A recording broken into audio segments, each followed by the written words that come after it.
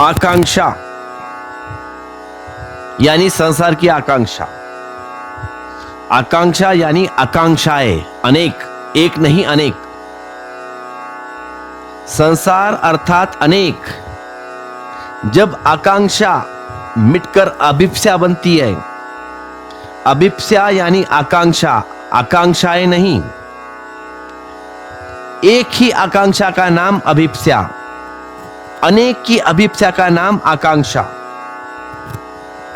जब सारी आकांक्षाओं की किरणें इकट्ठा हो जाती है और एक सत्य पर, परमात्मा पर या मोक्ष पर या स्वर पर, निर्वाण पर, कैवल्य पर केंद्रित हो जाती है, तो अभिप्सा।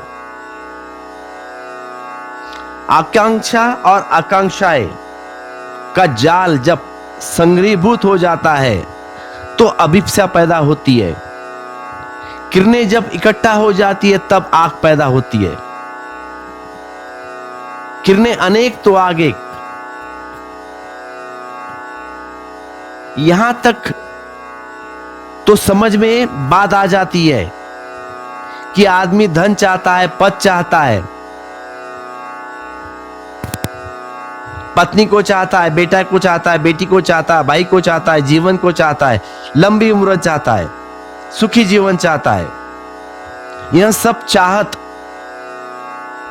ये सब चाहते इकट्ठा हो जाती है और आदमी सिर्फ परमात्मा को चाहता है। यहां तक भी समझ में आता है,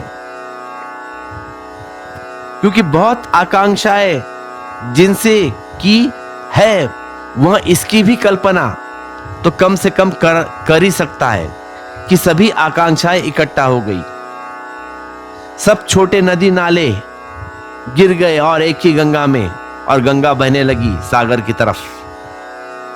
लेकिन जब आकांक्षा के बाद अभिप्सा भी खो जाती है तब क्या बचता है?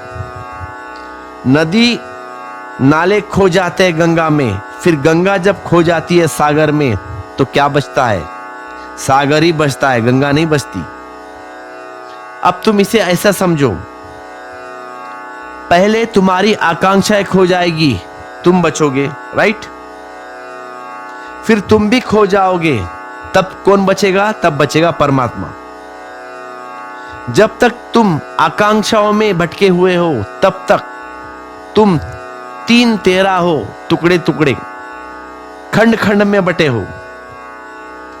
जब तुम्हारी सारी आकांक्षाएं अभिप्सा बन जाएगी तब तुम एक हो जाओगे, तुम योग को उपलब्ध हो जाओगे।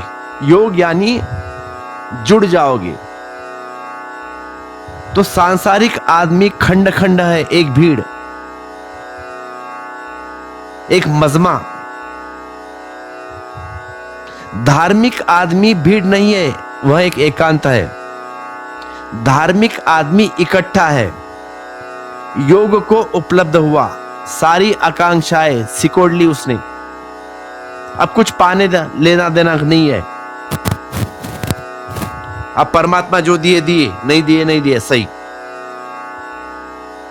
लेकिन अभी है वह, अभी होना भर मात्र बाधा बची है, लास्ट स्टेप बाकी है। अभी तुम हो अभिप्सा में और परमात्मा है। यद्यपि तुम एक हो गए लेकिन परमात्मा अभी दूसरा है, पराया है। इसे थोड़ा समझो। सांसारिक आदमी भीड़ है, अनेक है। धार्मिक आदमी एक हो गया, इकट्ठा हो गया, इंटीग्रेटेड, योगस्थ। लेकिन अभी परमात्मा बाकी है तो द्वैत बचा है। सांसारिक आदमी अनेकत्व में जीता है, धार्मिक आदमी द्वैत्व में। भक्त बचा, भगवान बचा, खोजी बचा, सत्य बचा, सागर बचा, गंगा बची। अब भक्त को अपने को डुबा देना है ताकि भगवान ही बचे सब, ताकि सागर ही बचे। तुम परमात्मा का नाम लेते हो ना, कृष्ण कृष्ण या राधे राधे या राम राम, तब राम ही बचे, तुम न बचो। तब राधा ही बचे, तुम न बचे। तब कृष्ण ही बचे, तुम न बचे। तब फल मिलेगा, तब सफलता प्राप्त होगी, तब परमात्मा के दर्शन। गंगा को अपने को भी खोना है, अनेक से एक, फिर एक से शून्य, तब कौन बचेगा? तब सागर बचता है।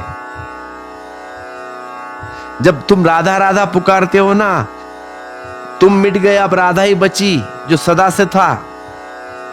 तुम नहीं थे तब वही बचेगा जहां से तुम आए थे, वहीं तुम लौट जाओगे। जो तुम्हारे होने के पहले तुम थे, वह तुम्हारे बाद बचेगा। मरने के बाद आए हैं राहबर जहां, मरने के बाद आए हो ए राहबर जहां, मेरा कयास है कि चले थे यहीं से हम। वर्तुल पूरा हो जाता है जन्म के पहले तुम जहां थे, मरने के बाद वहीं पहुंच जाते हो। थोड़ा सोचो, गंगा सागर में गिरती है, गंगा सागर से ही आई थी, सूरज की किरणों पर चढ़ा था सागर का जल, सीढ़ियां बनी हुई थी सूरज की किरणों की, फिर बादल घनीभूत हुए थे आकाश में, फिर बादल से बरसे थे हिमालय पर, बरसे थे मैदान में, हजारों नदी नालों में बहे थे गंगा की तरफ, गंगोत्री से बही थी गंगा।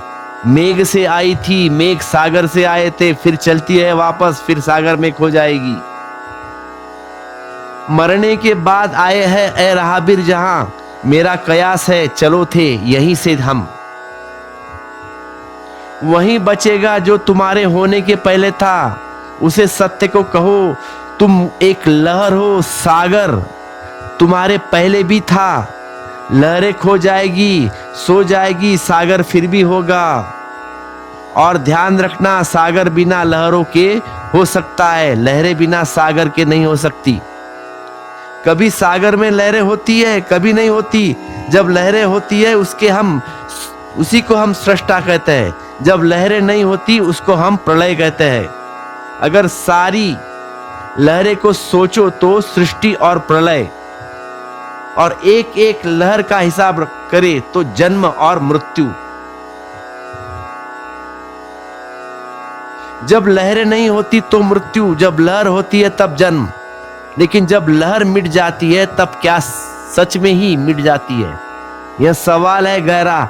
लहर सच में मिट जाती है, आकार मिटता होगा जो लहर में था, जो लहर में वस्तुतः था वहां तो कैसे मिटेगा? जो था वह नहीं मिटता, वह तो सागर में ही फिर हो जाता है, बड़ा होकर, विराट होकर।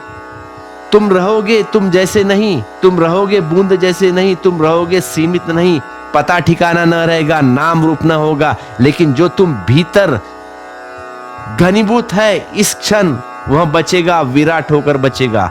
तुम मिटोगे, लेकिन मिटना मौत नहीं है, तुम मिटोगे, मिटना ही होना है।